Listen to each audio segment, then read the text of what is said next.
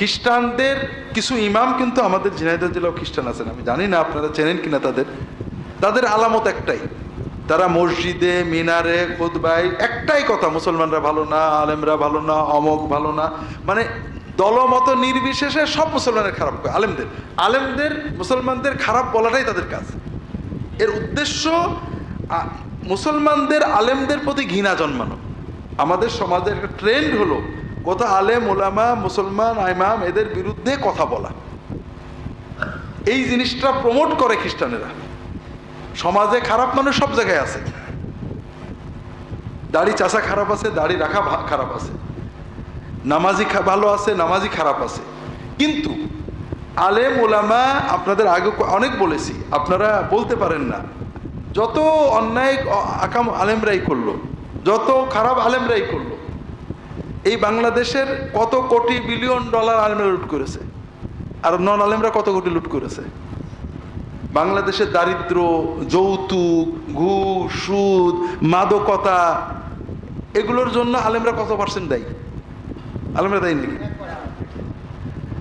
কাজেই বিষয় হলো, কিছু মানুষ আছে মুসলমান ইমাম আমার জানা আছে, যাদের কাজ হলো রাত দিন আলেম ইমামদের নিন্দা করা। কথা বুঝতে পেরেছেন? আর এই দরজা আপনারা খুলেছেন, আপনারাও কোনো না কোনো আলেমের নিন্দা করেন, কেউ কোনো আলেমের নিন্দা করবেন না। আমার শ্বশুর বলতেন যে এক কুত্তা আর এক কুত্তা দেখলে কেউ করে, আর আমাদের আলেমদের সেই স্বভাব। আমরা আলেমদের সম্মান করি, শ্রদ্ধা করি, হ্যাঁ কাজের মতের সমালোচনা করব যে ভাই এই কাজটা ঠিক না, এই কাজটা ঠিক না। কিন্তু দল তুলে নাম তুলে আলেমদের সমালোচনা, এটা আমরা কিন্তু উম্মতের ক্ষতি করছি। আমাদের ইমাম তহাবি রাহিমাহুল্লাহ, তার একটা আকীদার বই আছে, যে বইটার নাম আকিদাতু আহলিস সুন্নাত ওয়াল জামাআহ আলা মাযহাবিল ইমাম আযম আবু হানিফা ইলা আখিরি। আবু হানিফা এবং তার সাথীদের মানহাজের উপরে আহলুস সুন্নাতের আকীদা ব্যাখ্যা করেছেন ইমাম তহাবি। এটাতে লেখা আছে, যতটুকু ইবারত মনে পড়ে, উলামা আস-সালাফ মিনাস সাবিকিন আহলুল হাদিস ওয়াল আসার ওয়া আহলুল ফিকহ ওয়ান নাযার। আমাদের পূর্ববর্তী আলেম উলামা দুই গ্রুপ, এক গ্রুপ হাদিস এবং আসার, হাদিস নিয়ে বেশি করেছেন আহলুল হাদিস, আর এক গ্রুপ আহলুল ফিকহ ওয়ান নাযার, যারা ফিকহ এবং ইজতিহাদ নিয়ে বেশি খেটেছেন। উভয় গ্রুপকে ভালোবাসা, শ্রদ্ধা করা, তাদের ব্যাপারে ভালো ধারণা রাখা ঈমান ইসলামী আকীদার অংশ। তাদের ব্যাপারে যারা খারাপ কথা বলে তারা সুন্নাত ওয়াল জামাতের বাইরে চলে। কেন? এটার ব্যাখ্যা করেছেন সৌদি আরবের মন্ত্রী ছিলেন মোহাম্মদ ইবনে আব্দুল ওয়াহাবের বংশের আব্দুল আজিজ আল শেখ, ওনার বই আছে। তিনি বলছেন যে ইসলামটা আসছে কোথা থেকে? সাহাবীদের থেকে। এরপরে কারা প্রচার করেন ইসলাম? আলেম উলামারা।